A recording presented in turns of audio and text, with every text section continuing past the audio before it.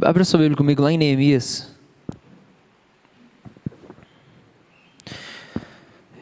Hoje eu quero pregar para quem está cansado e desestimulado. Quero pregar para quem está desestimulado. Você está desanimado, você está desencorajado. Quero pregar para você hoje.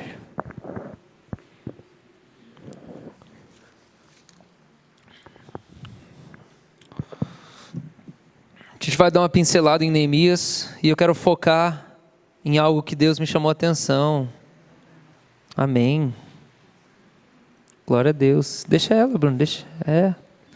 O céu vai ser assim. A gente vai estar adorando Deus junto com os animais.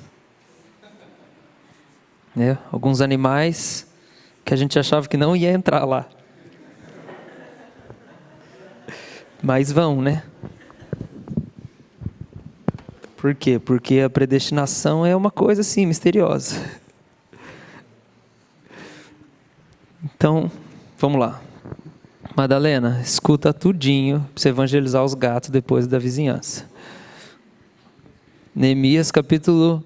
Eu vou dar uma passada, vou ler uns versículos desde o começo, mas a história de Neemias é uma história que de uns tempos para cá tem me chamado a atenção. Neemias significa Deus consola. É isso que significa o nome de Neemias. Neemias significa o Senhor consola. E Neemias é um cara que foi chamado por Deus para trazer consolação, para poder renovar as forças do povo, para que o povo cumpra a missão para a qual ele foi chamado. Isso tem muito a ver com o aspecto pastoral, com o aspecto de governante de autoridade.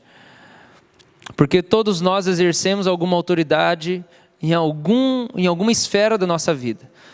Pelo menos uma pessoa você influencia na sua vida.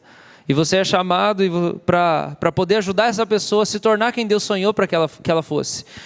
E Neemias, ele é alguém que Deus levantou para ir lá consolar o povo e ajudar o povo a renovar o ânimo para que o povo termine a obra que tinha ficado pela metade.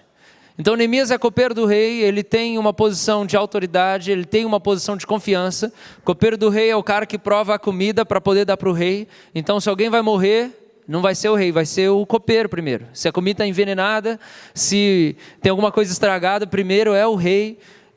Primeiro é o copeiro, ele prova e aí depois ele passa para o rei, dentre outras coisas. Então o copeiro é alguém tão próximo do rei, que o rei confia coisas pessoais para ele. E esse negócio de provar comida é só um exemplo disso.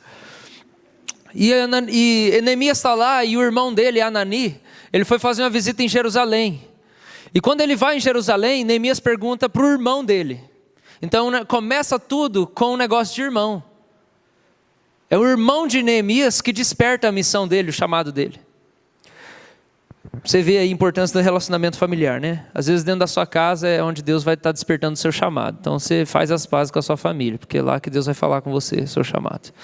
E aí naquela conversa, como é que está Jerusalém? E Anani, irmão de Neemias, fala assim, cara, tá muito ruim, a obra parou, os muros estão destruídos, o pessoal está desanimado, o povo está desestimulado, e está tudo parado. Então Israel está no exílio por causa da idolatria, o povo vai lá, idolatra ao monte, e aí Deus fala assim, se vocês não pararem de idolatria, eu vou desterrar vocês, eu vou tirar vocês do lugar que eu dei para vocês, e eu vou dar vocês para outras nações. O povo não escuta, idolatria, idolatria, idolatria. O que acontece? Babilônia vem e domina. Aí tem a história do cativeiro, Daniel, o profeta Ageu, o profeta Zacarias, Neemias, Esdras, estão todos nesse contexto. Nesse contexto da Babilônia, dominando sobre as terras de Israel, e o povo lá debaixo do governo da Babilônia. Então um povo é levado para a Babilônia, e aí é tudo destruído. Por quê? Porque existe a guerra, Babilônia vai lá, destrói o templo, destrói Jerusalém, destrói os muros, está tudo destruído. Tudo que Deus deu foi destruído. Por quê? Porque o povo tinha se voltado contra Deus e se entrega à idolatria. E Deus falou, se vocês não se voltarem para mim, se vocês não deixarem a idolatria, vocês vão perder tudo que eu dei. Por quê? Porque Deus, ele quer o coração, ele quer o relacionamento. O que acontece? Passados muitos anos, Neemias está lá. Ele foi tirado de Israel e ele foi levado para a Babilônia. Então o irmão dele vai contar notícias do povo que sobrou lá em Jerusalém. Por quê? Porque alguns anos atrás, Ciro, um rei persa, Ciro, ele decreta que vai ser reconstruído a cidade de Jerusalém. O cara não é crente, mas Deus levanta ele. A Bíblia fala que Deus desperta o espírito de Ciro. E Ciro é um rei e ele fala assim, vamos lá, vocês vão voltar para a terra de vocês, vocês vão reconstruir aquilo que um dia Deus deu para vocês. O cara não é crente, mas Deus, Jesus, ele é o soberano dos reis da terra, ele é o rei dos reis, ele é o Senhor dos senhores, ele manda em todos os reis. O coração do rei está na mão de Jesus, ele inclina para onde ele quiser. Provérbios capítulo 21, versículo 1. Então ele pega e ele fala assim, Ciro, agora você vai liberar os caras. E Ciro investe, Ciro abençoa, Ciro financia, e eles voltam para reconstruir. No tempo de Esdras, eles reconstroem o templo. Mas aqui em Neemias, o povo não reconstruiu o muro, e o povo está desanimado, e o povo não está buscando a Deus. Não tem um templo, mas o povo não está se voltando para Deus, é só um templo. Então o irmão dele fala assim, Neemias, está tudo largado. Então a Bíblia fala que Neemias ouve a notícia, ele lamenta, está no capítulo 1, versículo 4 em diante. Ele chora, e ele jejua, e ele clama a Deus. E ele fala, Deus, tem misericórdia. E aí o capítulo 1 diz que Neemias começa a fazer confissão pelos pecados do povo. Então ele assume a responsabilidade para ele. E ele fala assim, Pai, nós pecamos contra o Senhor. E nós precisamos da sua misericórdia para nós. O Senhor é bom, o Senhor é compassivo. E aí ele toma iniciativa, por quê? Porque ele está lá e aí o rei pergunta assim, por que você está triste? Você comeu alguma coisa estragada? O que aconteceu? E aí Neemias fala assim, o Senhor é muito bom comigo, rei, o Senhor me deu tudo que eu precisava, mas o meu povo está abandonado lá, os muros estão destruídos. E aí o rei fala assim, mas o que eu posso fazer por você? Ele fala assim, se você puder me ajudar, eu quero voltar lá e visitar. E aí o rei acaba financiando, o rei ajuda, o rei abençoa, dá madeira, dá tudo. O rei dá 150 homens com suas famílias para Neemias cuidar. Então Neemias tem debaixo do poder dele, enviados pelo rei, 150 famílias que foram para ajudar na reconstrução. O rei financia e fala assim, eu estou contigo, vou patrocinar esse negócio seu aí. Então Neemias volta para Jerusalém. O povo está desanimado, o povo não está trabalhando, o povo não acredita mais na restauração de Israel. Então Neemias é enviado para Jerusalém, ele anima o povo. A Bíblia fala que quando ele chega lá, ele passa 3 dias só estudando quais são os problemas. Neemias passa 3 noites, ele vai, pega o cavalo dele e ele começa a andar pela cidade, vendo tudo destruído. E a Bíblia fala que ele senta no chão e ele chora, e ele chora, e ele chora. E durante 3 noites, isso foi tudo que ele fez. Ele viu a desgraça, ele viu a dor, e aí depois ele sentiu a dor, ele sentiu o problema. E aí depois ele começa a animar, porque Neemias significa o Senhor consola. E ele começa a encorajar o povo, vamos voltar, vamos edificar.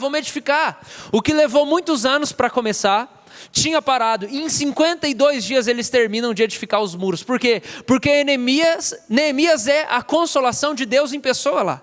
Ele é o cara enviado para consolar, ele chega para dizer, vamos gente, não acabou ainda, Deus tem mais para fazer, olha só o que Deus proveu.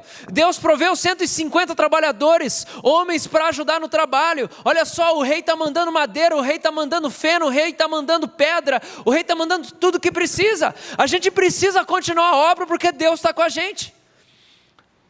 Então ele começa a animar o povo, vamos edificar, a obra ainda não morreu, o sonho ainda não morreu, não fiquem desanimados. E é sobre isso que eu quero falar nessa manhã. Se você está desanimado, se você está desestimulado, se você está desencorajado, eu quero trazer para você nessa manhã uma palavra que vai alegrar o seu coração, que vai fazer você sonhar com você de novo, você sonhar com a sua vida de novo, você ser consolado, sonhar com o que Deus tem para você de novo. Amém? Gostei, seu Walter. Essa voz aí, meu Deus. O dia que nós fizermos um teatro na igreja aqui, o seu Walter faz Deus. Fala amém de novo, seu Walter. Amém. Olha lá. Quanta unção. O povo desanima, e aí Neemias vai lá, e aí daqui a pouco chega o Sambalate,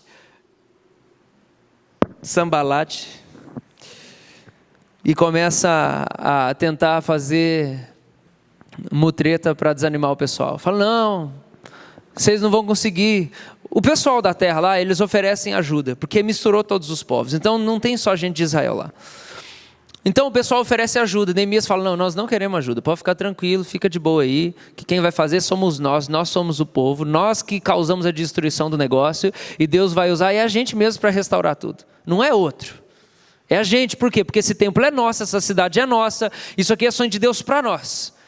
Por quê? O que isso ensina para nós? Isso ensina que aquilo que é da sua vida, que é sonho de Deus para você, é você que vai edificar. Não é outro cara que vai edificar, é você que vai restaurar, é você que vai lutar por aquilo. Então eles falam, não, Sambalate e os caboclos dele lá, vocês não precisam ajudar a gente. Os caras ficam com raiva, porque Neemias não deixou eles ajudarem. Neemias e Esdras falaram, não, vocês não vão ajudar a gente. E o que acontece? Eles tentam falar com o governador da região para poder parar a obra. Então é tão louco que no capítulo 4, versículo 23, fala assim, nem eu, nem meus irmãos, nem meus moços, nem os homens da guarda que me seguiam, largávamos as nossas vestes, cada um se deitava com as armas à sua direita. Os caras dormiam com a arma do lado, com a lança do lado, com a espada do lado. Você entende esse negócio? Os caras estavam tão agarrados na obra, tão agarrados na missão, tão agarrados, porque Neemias trouxe um consolo tão grande para eles, eles estavam tão agarrados com aquilo que Deus tinha dito que ia fazer na vida deles, que eles falaram, nós não vamos parar nenhum momento, até na hora de dormir, nós vamos dormir com a espada do lado. Os caras dormiam com roupa de trabalho e eles dormiam com a arma do lado, porque se os nossos inimigos vierem, até no sono nós não vamos parar, nós vamos construir esse muro até o final, nós vamos fazer aquilo que Deus preparou para a gente viver. Os caras dormiam com a arma. E eu acho alucinante a história de Neemias, porque quando você lê Neemias, fala que até quando os caras estavam reconstruindo o muro, numa mão eles tinham pá com cal e metendo cimento, e na outra mão eles tinham lança. Olha isso. Então o cara está lá trabalhando, batendo a massa, todo mundo. Os caras não tinham descanso um momento só. Por quê? Porque eles receberam o consolo de Deus. E eles acreditavam que Deus queria restaurar o que estava destruído. Deus quer trazer consolo para você. Deus quer que você sonhe. Deus quer que você sonhe.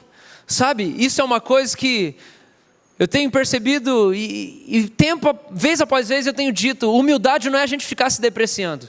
Isso não é humildade. A gente precisa crer nos sonhos que Deus colocou no nosso coração. Deus tem coisa assim muito boa para fazer na sua vida. Deus tem coisa assim muito boa para fazer na sua casa, na sua família, no seu coração. Deus tem sonho para você. Você precisa parar de falar que você não é ninguém, que você não vale nada, que você não consegue nada. Você era isso antes de Jesus te salvar, te lavar, e antes de você nascer de novo pelo Espírito. Agora você é alguém que é cheio de possibilidade. Agora você é o embaixador do reino do céu aqui na terra. Você é um canal de Deus. E Deus quer restaurar tudo que está destruído na sua vida. Você precisa acreditar nisso. Neemias trouxe isso. Ele trouxe essa realidade. Deus quer continuar o que um dia foi começado. E olha só a provisão. O rei está comigo, olha só a provisão. Você precisa ver a provisão de Deus. O que acontece? O povo estava desanimado. A coisa não corria bem. E o povo esperava, de certa maneira, uma insurgência nacional. Um nacionalismo retornando por causa da profecia de Ezequiel 37. Então lá em Ezequiel 37, Ezequiel profetiza que tem um vale de ossos secos que se levanta e tudo mais. O povo acreditava que isso ia acontecer nesse tempo. Mas eles achavam que ia ser de outro jeito. Tem coisa que você acha que Deus vai fazer na sua vida, que Ele vai aparecer para você. Eu tenho dito isso faz uns 10 dias, por onde eu passo. Você acha que assim vai acontecer do nada, o projeto de Deus para você. Assim, do nada, de repente você vai virar outra pessoa. Isso não vai acontecer. Nunca aconteceu e não vai acontecer. Sempre é um processo. Dia após dia você está construindo aquilo que Deus tem para você. Dia após dia, centímetro após centímetro, de fé em fé, de glória em glória, de experiência em experiência com Deus, de coisas pequenas do dia a dia.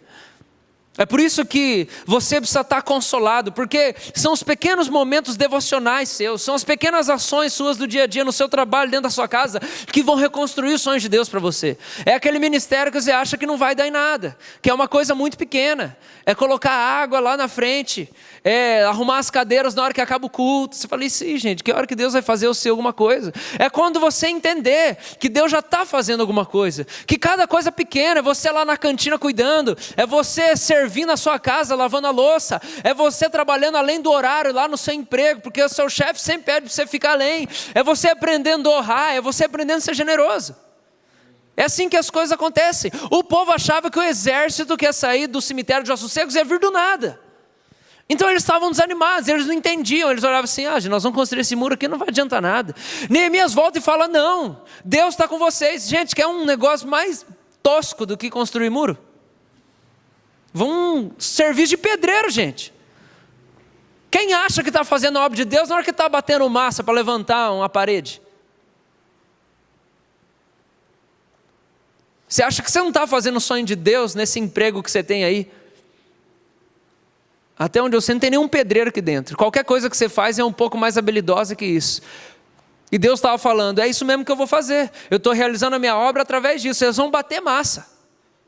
Vocês vão bater massa. Vocês vão fazer a coisa mais simples que tem que fazer. Você não precisa nem estudar para isso.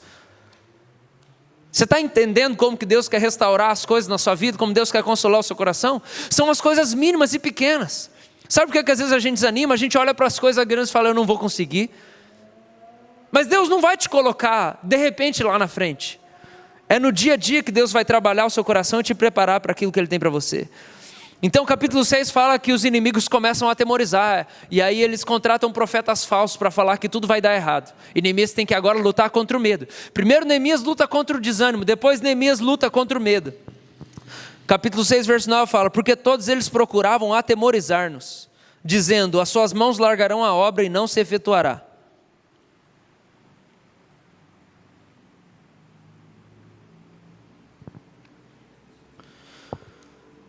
Neemias contra os profetas do medo. Aí depois que eles reconstroem no capítulo 6, eles terminam de reconstruir o muro, os inimigos ainda estavam botando medo, versículo 19, 6:19. Também as suas boas ações falavam na minha presença, e as minhas palavras lhe levavam a ele. Tobias escrevia cartas para me atemorizar. Então, para o cara ser reanimado, para o cara viver o sonho de Deus para ele, ele teve que lutar primeiro contra o desânimo, depois contra o medo. Deixa eu falar para você, não espera você ter vontade para fazer o que você sabe que você tem que fazer. Não espera você ter vontade, não espera você ficar animado. Faz porque tem que fazer. Uma hora o negócio vai ficar melhor, mas você não pode parar de fazer. A Luciana ontem estava contando para mim da história de uma missionária que ela conheceu, lá na livraria evangélica, quando ela trabalhava lá, que ela estava em missão, foi para Jocum e tudo mais, e o marido dela morreu. O marido dela estava em missão, ela, o marido e os filhos, e o marido dela morreu no meio da missão. E ela tinha a chance de parar, não, agora eu vou cuidar dos meus filhos, eu vou cuidar da minha família. Mas ela falou, não, eu vou continuar a missão. Ela formada em assistência social, serviço social, não sei. Ela terminou, depois disso, Deus levantou ela, e Deus colocou ela numa posição de autoridade, de honra, num país da África, que eu não sei o nome, onde ela está mudando e ajudando a legislar a nação. E ela falou que uma das leis que ela já conseguiu, lá na posição de autoridade que ela tem, era a lei de mutilação genitália feminina. Porque você sabe que em muitos países do Oriente, a mulher tem o clitóris cortado fora, porque ela não tem direito de sentir prazer. E essa era uma lei daquela nação. E aquela mulher estava lá ajudando a restaurar a dignidade das princesas do pai, restaurando a identidade delas. Porque, gente, você imagina o que significa isso? Uma mulher com o clitóris cortado, ela cresce ouvindo a voz de que ela não merece ser feliz, ela não merece ter alegria, ela não merece ter prazer, ela não merece desfrutar a vida. Isso é dizer para a mulher, você é um lixo, você é um pedaço de nada. E porque você não tem direito a nada, nós vamos cortar isso aí, porque nós não queremos que você sorria mesmo. De algumas maneiras, às vezes você ouviu isso na sua vida, que você não merece nem sorrir, nem ser feliz, você não merece ter prazer, você não merece ter descanso. Mas essa mulher estava lá sendo um instrumento de Deus para transformar aquela nação e restaurar a dignidade daquelas mulheres. Por quê? Porque quando ela perdeu o marido, gente, morreu o marido no meio da missão. E os filhos lá.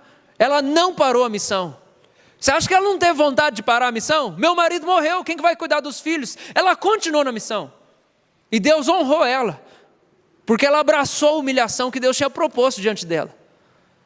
Então você não espera ter vontade para fazer o que Deus te chamou. Não espera ter vontade para obedecer, para investir no projeto de Deus, para andar com Deus. Você não espera ter vontade. Neemias teve que lutar com o desânimo, Neemias teve que lutar com medo. Logo depois disso tudo, então eles vão restaurar os muros, agora eles vão estabelecer a relação do povo com Deus. Eles vão restaurar o relacionamento do povo com Deus, porque o povo tinha templo, mas o povo não se relacionava com Deus. Então, gente,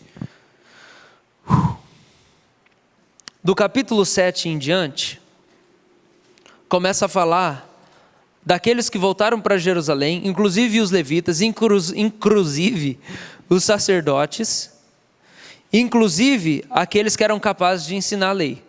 Aí eles, no capítulo 8, versículo 13, eles fazem a festa dos tabernáculos, que depois de muito tempo, eles não faziam. Quando você vê o capítulo 7, capítulo 8, gente, capítulo 8, verso 13, eles vão para a festa dos tabernáculos. Eles voltam a instituir autoridade no meio do povo. Então, versículo 13 fala que o Esdras juntou os cabeças de família, os sacerdotes, os levitas, para atentarem nas palavras da lei. Então, o que eles estavam fazendo? Eles estavam instituindo padrão agora para a nação. Por quê? Porque a nação está toda destruída.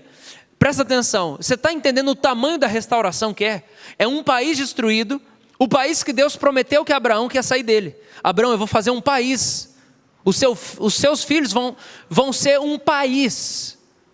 E aí Deus cumpre a promessa de Abraão. Constrói o país. Aí por causa do pecado, o país é todo destruído. Agora Deus fala, nós vamos restaurar tudo. Nós vamos restaurar o templo, nós vamos restaurar a cidade, nós vamos restaurar os muros, nós vamos criar uma sociedade que não existe mais, nós vamos levantar aqueles que são as autoridades do meio do povo. E aí então, quem que Deus chama para fazer isso?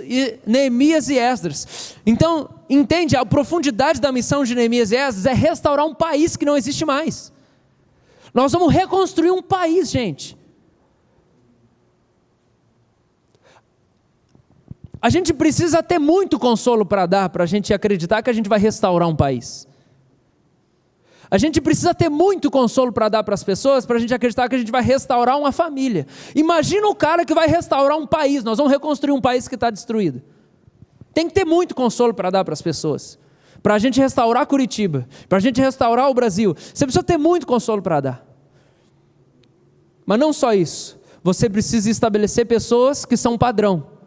Que o povo vai olhar e falar assim, é assim que tem que ser, porque o povo não tem padrão de mais nada, então é uma bagunça só. É tão cabreiro o negócio, que a idolatria que fez destruir tudo, foi por causa de outros povos que se ajuntaram. Numa das vindas de Neemias, ele tem que fazer, durante 2 meses, eles ficam assinando carta de divórcio, 2 meses. Por quê? Porque eles voltam para ver tudo o que tinha acontecido, e a parte da aliança era, vocês vão guardar a lei do Senhor, vocês vão guardar o sábado do Senhor, vocês vão ter casamento só com gente que crê na mesma coisa, e vocês vão voltar a financeiramente contribuir para o mantimento do templo, para aqueles que vão ensinar e conduzir a adoração na nação. Então essa é a aliança, engloba essas coisas. Numa das voltas de Neemias, os caras estão tudo casados de novo com as mulheres de outros povos. Neemias fica indignado, ele e Esdras escolhem autoridades do povo, juízes do povo, que ficam 2 meses assinando divórcio. Não, vão divorciar todo mundo, gente. Todo mundo. Vocês estão aqui, foi tudo destruído por causa, vocês são loucos. Então entende isso, Neemias e Esdras, os caras estão reconstruindo um país, estão levantando um país de novo. Então os primeiros capítulos de Neemias até o capítulo 7 é a reconstrução. Do capítulo 8 em diante vai falar sobre a restauração da adoração. Então é estrutura e essência, estrutura e essência. É preciso uma estrutura, nós vamos reconstruir. É preciso de essência, nós vamos entender quem Deus é. O seu ministério, os sonhos de Deus para você, eles são compostos dessas 2 coisas, estrutura, ferramenta. O que você vai fazer? O que Deus está te chamando para fazer? Deus está me chamando para poder discipular, para evangelizar. Deus está me chamando para poder estar no cenário das artes, para ser um artista. É estrutura, é o que vai usar. E a essência é aquilo que você vai transmitir através daquilo. Eu vou pintar quadro para poder estar lá no meio do pessoal e poder evangelizar. É uma estrutura. Deus está te dando uma estrutura. Em Recife, lá eu vi uma mulher, a esposa do Jeremiah Bowser, um ministro de louvor. A mulher do cara, ela começou uma escola de artes que tinha 400 pessoas. Ela tinha 19 anos quando ela começou. 400 pessoas na escola de arte. Por quê? Cara, é a estrutura que Deus colocou o cara para servir. Tem muita gente que está sendo chamado hoje para a área das artes. É uma estrutura, isso é uma estrutura. É a ferramenta. Porque todo mundo é chamado para ministrar o coração das pessoas e amar as pessoas. Você vai servir as pessoas, você vai ministrar o quanto elas são amadas pelo Pai, você vai falar que elas precisam se arrepender, você vai abraçar elas, você vai servir elas, você vai se envolver com elas, tem um aspecto relacional, mas tem um aspecto funcional. Como que você vai fazer para chegar nessas pessoas? Que sonho que Deus tem no seu coração que está morto? Que habilidade que é? Não, eu vou ser um profissional nessa área, eu vou ser um médico, eu vou ser um biomédico, eu vou ser um engenheiro, eu vou ser alguém dos direitos humanos. Entende? O sonho de Deus para você, ele tem esses dois aspectos. É a estrutura e o conteúdo. É a estrutura e a essência. É a estrutura e a essência. Se não existisse a estrutura eclesiástica, não ia ter para quem eu pregar, entendeu? É a estrutura aonde eu passeio como pastor. É a estrutura eclesiástica. Deus vai dar isso para você, Deus vai dar estrutura. O emprego que você tem, a afinidade que você tem, a profissão que você tem, o talento que você tem, é uma estrutura, é uma plataforma que Deus quer construir para você transitar e revelar o amor do Pai para as pessoas. Está entendendo isso? Então Deus está interessado na sua capacitação, Deus está interessado no seu aperfeiçoamento das suas habilidades, porque isso é a estrutura.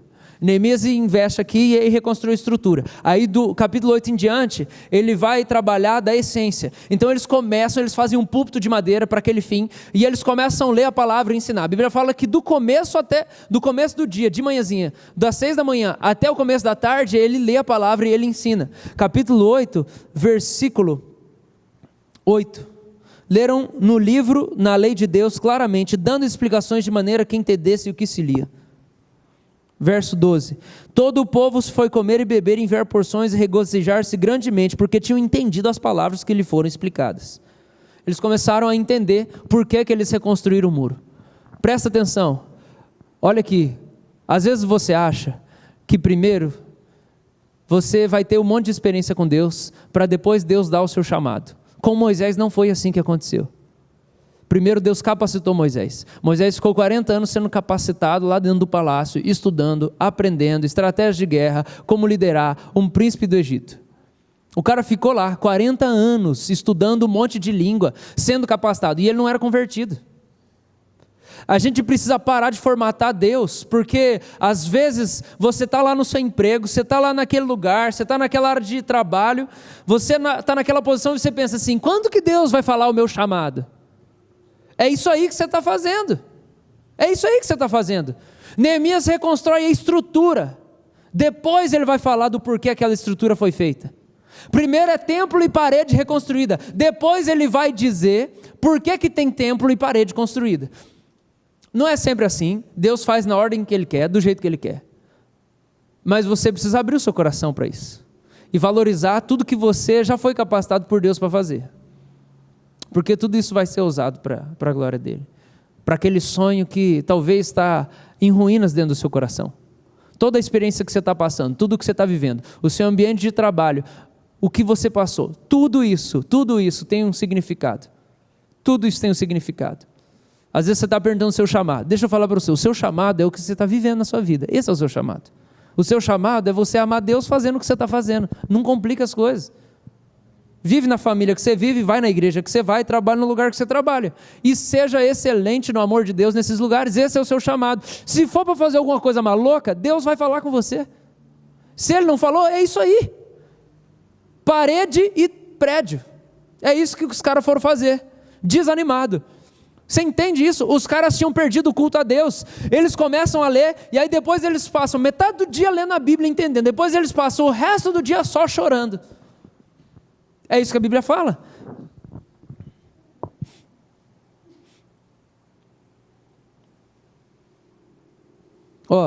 Capítulo 9, verso 3. Levantando-se do seu lugar, leram no livro da lei do Senhor seu Deus uma quarta parte do dia.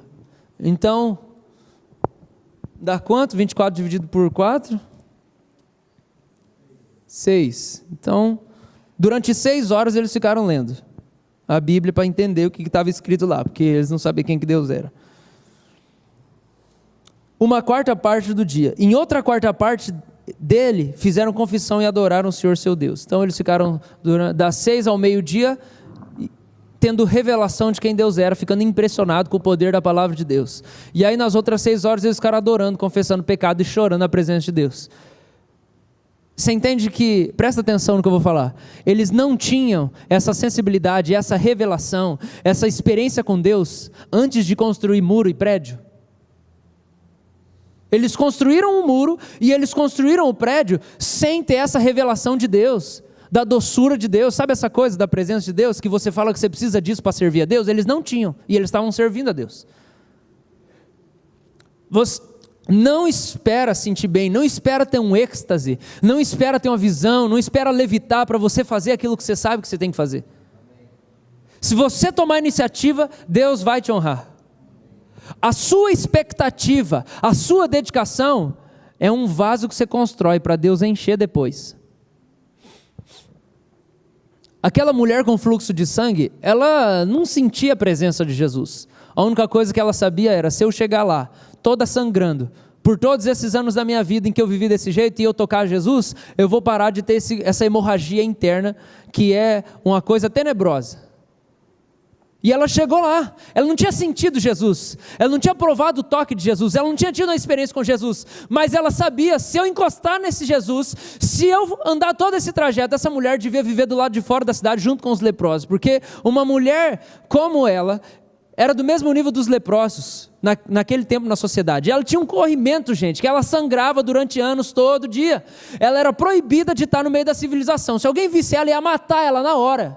Ela era proibida de estar lá. Então ela foi lá sem sentir a presença de Jesus. Ela foi lá porque ela sabia, se eu encontrar Ele, a minha vida vai mudar. E ela só provou de virtude depois que ela foi. Você precisa libertar a sua cabeça dessa estrutura que diz que você precisa de algo a mais. Já está tudo aí dentro de você. É só você começar a botar para fora esse negócio. E eu estou aqui para ser Neemias para você, para te encorajar, para te consolar. Vai! Faz aquilo que Deus colocou na sua mão. Faz o que você já sabe. Você pode achar pequeno, ler a Bíblia, orar, servir, fazer uma coisa pequena, sabe, desenhar. Eu toco mal violão, gente, até hoje eu toco mal, eu sei fazer o básico e olha lá, mas Deus deu música para mim que estou cantando por todo lugar onde Deus me leva. Faz aquilo que Deus já deu para você, não espera. Às vezes você escuta um cara contar testemunho, não, porque apareceu um anjo e não sei o que, eu tive uma visão. Cara, se tiver, teve, se não tiver, você faz mesmo assim. Neemias não teve uma visitação de Deus para poder ir para Jerusalém. Ele só ouviu o irmão dele e falou assim, está tudo destruído, a galera está sofrendo. E aí Neemias começa a chorar e clamar, e jejuar, fala, Deus tem misericórdia. A Bíblia não fala, Deus apareceu para Neemias e falou, vai para Jerusalém. Não teve esse negócio. Você está entendendo? Vamos descomplicar. Vamos descomplicar. A gente não pode ter medo de fazer o que Deus está colocando de nós, porque a gente não teve uma experiência sobrenatural. Então eu quero aqui conversar com vocês, e eu vou ser bem objetivo agora, bem mais específico. Eu quero falar sobre qual era o real problema do povo de Israel. O povo está desanimado, o povo não acredita nos projetos de Deus. O real problema do povo de Israel está no capítulo 9, versículo 26 ao versículo 28. Esse é o real problema do povo de Israel. Por que que eles não conseguem progredir? Neemias, no capítulo 9, ele está contando toda a história do povo de Israel. E aí ele fala das rebeliões e tudo mais, e tudo que aconteceu. Olha lá.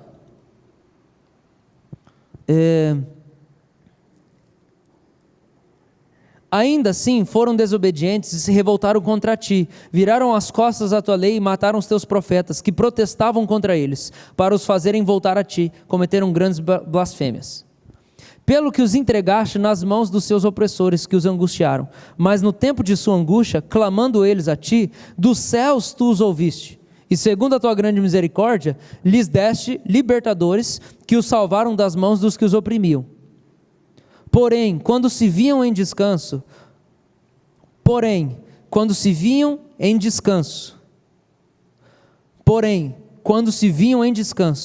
tornavam a fazer o mal diante de ti. E tu os desamparavas nas mãos dos seus inimigos, para que dominassem sobre eles. Mas convertendo-se eles e clamando a ti, tu os ouviste dos céus, e segundo a tua misericórdia os livraste muitas vezes. Então, Neemias, ele fica falando do ciclo. Ele fala, o ciclo se repete, o ciclo se repete, o ciclo se repete. Então o povo lá, o povo não se sossegava, eles eram desobedientes, se voltavam contra Deus, viravam as costas para a lei, iam para a idolatria. Aí Deus entregava eles para outras nações, eles eram punidos, eles eram disciplinados, aí eles se arrependiam, voltavam para Deus. Aí Deus levantava a gente para libertar eles, eles eram libertos. Aí eles ficaram em paz de novo. Aí quando eles ficaram em paz, aí eles se viravam contra Deus, eles se voltavam para os desejos do seu coração, aí Deus entregava eles para as nações, e aí depois eles clamavam a Deus, e aí Deus ia lá e levantava libertadores. E aí isso aconteceu durante toda a história do povo. E Neemias começa a explicar isso desde o começo do capítulo 9.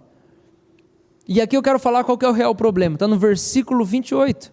Porém, quando se viam em descanso, tornavam a fazer o mal diante de ti. Sabe qual que é o problema do povo, gente? O problema do povo é que só sabe buscar Deus quando sofre. Sabe qual que é o problema da igreja? É que a igreja não sabe descansar. Sabe por que você fica desanimado, desestimulado? Você não sabe descansar. Porque na hora que você experimenta um descanso, você vira as costas para Deus, porque você tem que estar fazendo alguma coisa, inventando alguma coisa, experimentando alguma coisa, você não sabe ficar quieto. O nosso problema é esse. Na hora que Deus dava descanso, se voltavam contra Deus e começavam a fazer o que era mal de novo. E isso é que gerava todo o ciclo. Por quê? Por que eles não se viam em descanso? Quando você vai ler Neemias, capítulo 1, 10, capítulo 2, 8, capítulo 2, 18, e o livro de Esdras, o tempo inteiro tem uma coisa muito peculiar, que eu não vejo em outros livros da Bíblia.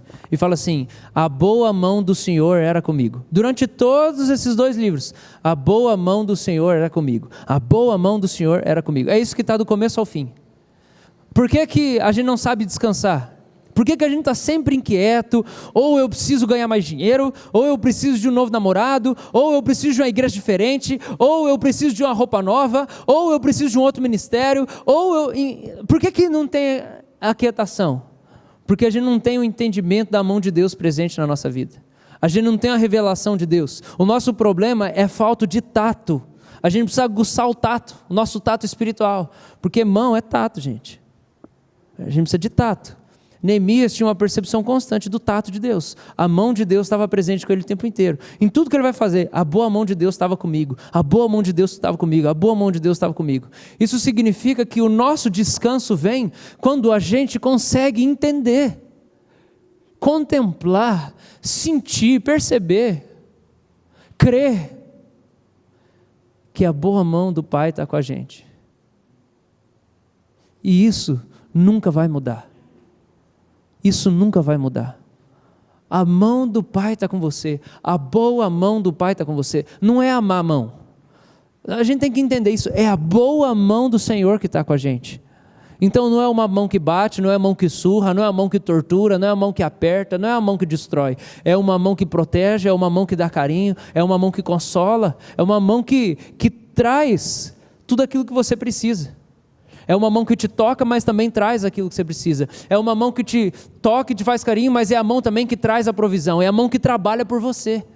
A boa mão de Deus está com Neemias o tempo inteiro. Esse é o problema do povo. Na hora que eles constroem, e agora vamos então entender o que está acontecendo aqui. E Neemias começa a ensinar, ele fala, o problema é que vocês não conseguiram descansar. É muita agitação, gente. É muita inquietação. Relaxa, se acalma. É a boa mão de Deus que está com a gente. Na hora que falta dinheiro, a gente não precisa fazer um pacto com o Deus estranho, de outra nação, para Ele poder prover mais para nós. Calma, é a boa mão do Senhor que está com a gente. A inquietação da igreja, ela vem muitas vezes disso. É a falta de entendimento da boa mão do Senhor. A boa mão de Deus já está com você. É a mão furada que está com você. Você entende isso? É a mão furada que está com você. É uma mão com furo que está com você. Porque já entregou todas as coisas por você. E vai providenciar todas as coisas para você. Na hora que a situação aperta, você não tem que apelar para o capeta, você não tem que apelar para a carne, você não tem que apelar para o pecado. A boa mão do Pai está com você. É a mão que vai consolar você, é a mão que vai trabalhar por você. Isaías fala assim: Senhor, o Senhor nos deste paz, porque todas as nossas obras o Senhor fizeste por nós. Porque nós somos filhos dele, e a mão dele trabalha por nós, e a mão dele faz carinho em nós, e a mão dele nos protege. Ele é um pai. Neemias o tempo inteiro ele tem esse entendimento: a boa mão do Senhor está comigo, a boa mão do Senhor está comigo, a boa mão do Senhor está comigo, e a boa mão do Senhor está com esse povo. A boa mão do Senhor está com esse povo que está todo destruído, Ele quer restaurar. Então você não vê Neemias batendo em ninguém, você não vê Neemias punindo ninguém, você não vê Neemias massacrando ninguém, porque a mão que está com ele não é a mão da punição, não é a mão da destruição, não é a mão que enforca, é a mão que restaura, que consola, que cuida. O povo não fez um monte de coisa errada, o povo fez. Mas a mão que está lá não é a mão da punição, é a mão boa, é a mão do consolo. Então o povo fez tudo errado, e o que Deus manda para o povo? Um consolador. Às vezes a gente acha que Deus vai consolar a gente só na hora que a gente fez tudo certo e a gente sofreu e foi injustiçado. Não, o povo fez tudo errado, e Neemias está explicando isso.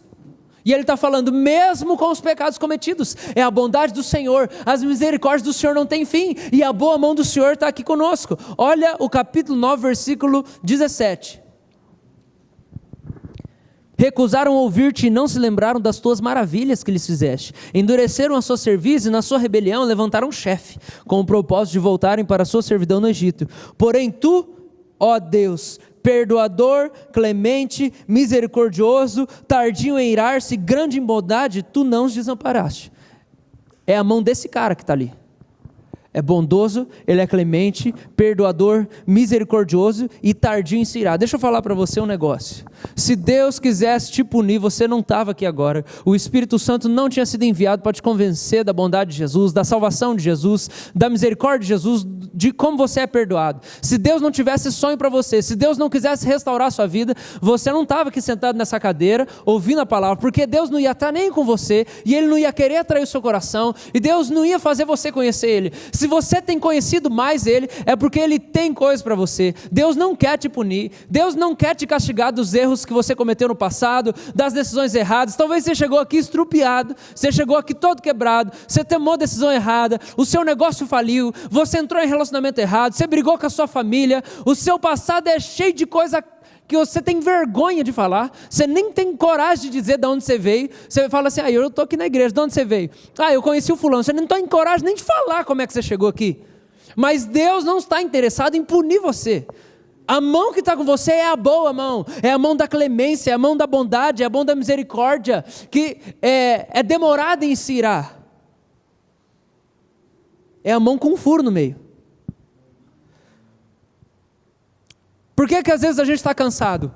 Presta atenção, é porque a gente está tentando fazer uma coisa que Deus não deu força para a gente fazer. Como a gente não sabe dessa mão boa que está com a gente pensa que a gente tem que fazer, mesmo sem Deus capacitar a gente. Então a gente sai fazendo, aí a gente fica cansado, aí a gente não aguenta, a gente fica desanimado. Então tem coisa na sua vida que você precisa ouvir o Pai dizer, isso aqui, meu filho, você já faz, porque você já é capaz. E tem coisas que você tem que ouvir o Pai dizer assim, não, isso aqui sou eu que vou fazer, não é você que vai fazer. A gente só cansa e desanima quando a gente está tentando fazer um negócio que é Deus que vai fazer. E aí você tem que saber, é a boa mão dele que está com você, ela vai fazer acontecer. Então você quer saber se você está cansado ou não? Nós vamos ver como é que o cara que tem uma revelação da boa mão, um cara que sabe esperar, um cara que vive descansado, porque é um milagre, né? Viver descansado é um milagre. A gente vai ver como que o sinal de alguém que vive descansado, que tem um tato aguçado para a mão de Deus. Capítulo 5, versículo 17.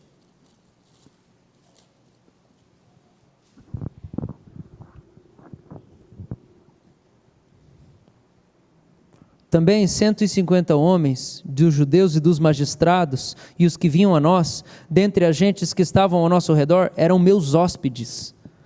O que se preparava para cada dia era um boi e 6 ovelhas escolhidas, para alimentar todo mundo. Também, a minha custa, fala, a minha custa,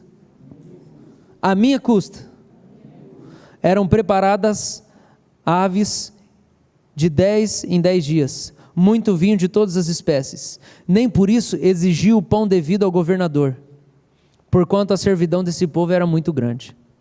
O cara abriu mão do tributo que ele deveria receber, porque Neemias, ele é o governador.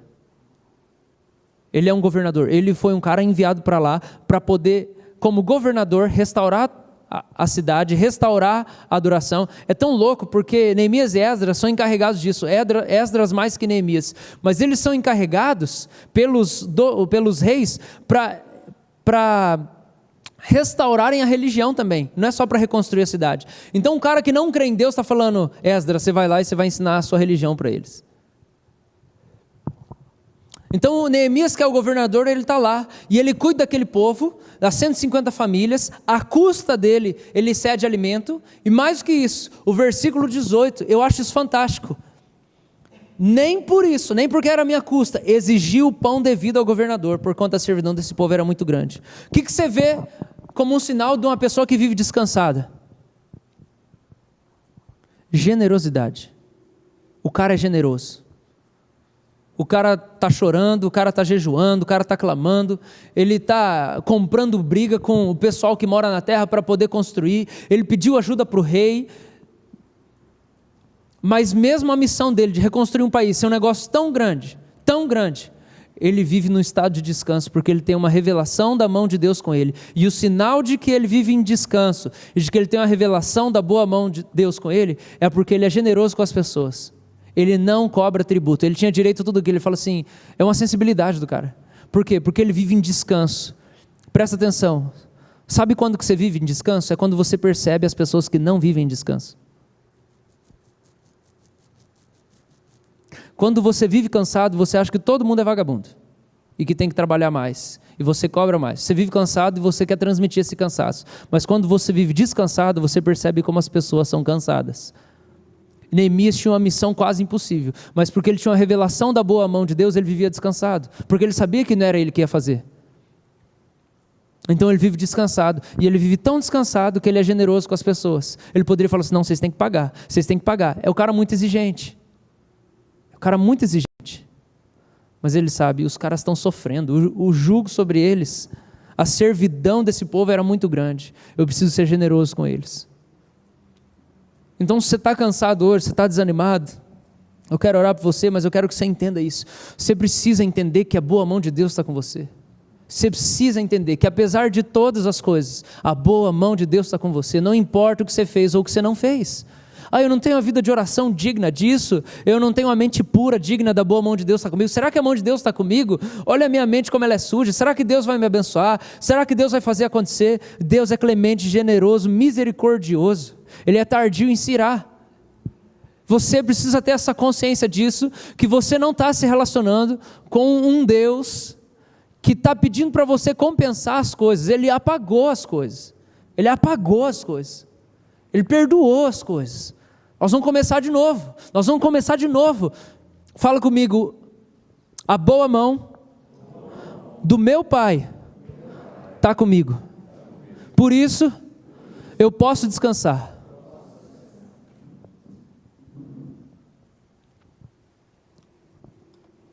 Se coloca de pé para a gente orar.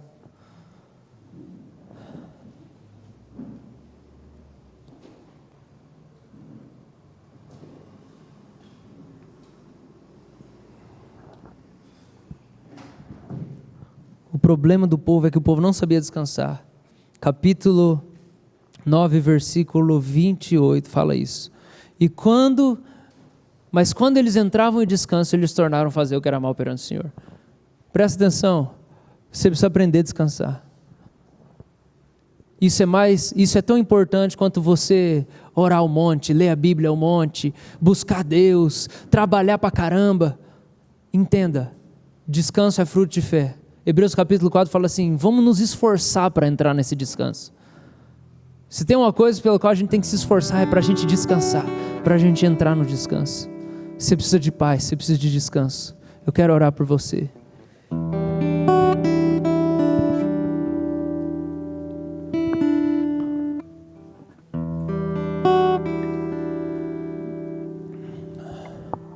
Recebe o descanso do Pai. Fique em silêncio, descanse. Eu não quero que você ore agora. Eu não quero que você peça nada para Deus. Eu quero que você entenda que a boa mão dele vai te tocar, sem você nem falar para ele. Se você está sendo tocado, entenda. É a boa mão do Pai que está indo até você te tocar, te ministrar.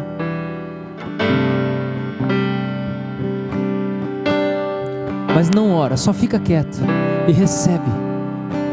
Porque a boa mão do Pai é generosa. É generoso, Ele é generoso. Ele é generoso.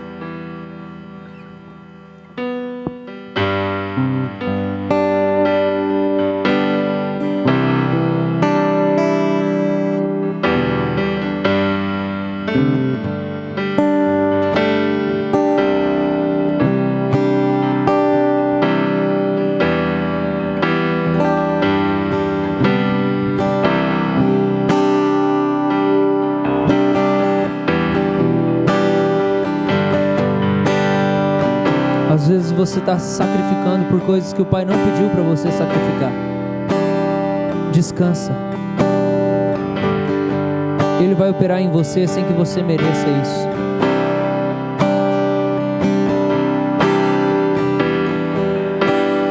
Derrama aqui, Pai, o seu descanso. Derrama o seu descanso, Pai. O Senhor é tão generoso quanto Jeremias. O Senhor olha para nós e não impõe um fardo pesado para nós, porque o Senhor sabe o tamanho da servidão, o Senhor sabe a nossa sensibilidade, o Senhor sabe a nossa fragilidade, Pai. O Senhor não quer uma fé cansada.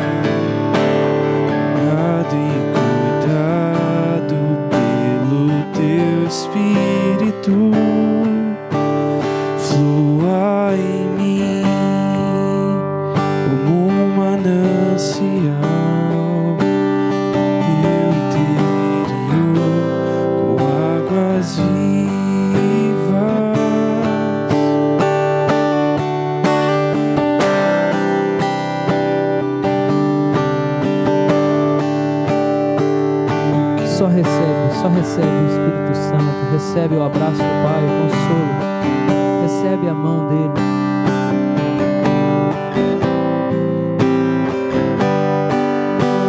Só se preocupe em dar para ele se ele pedir para você alguma coisa. Ele é quem quer te dar, ele é quem quer te dar.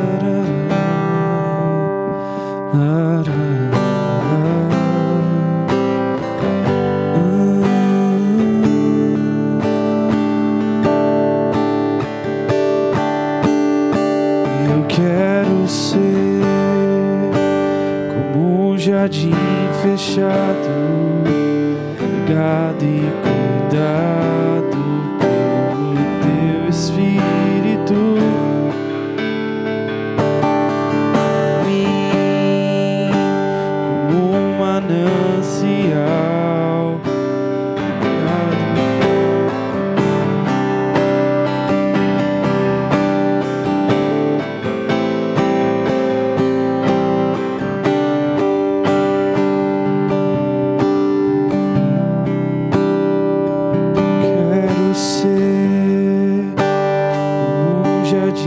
Fechado, regado e cuidado pelo teu Espírito. Flua em mim como um manancial interior com águas vivas. Restaura meu meu ser, restaura o meu ser.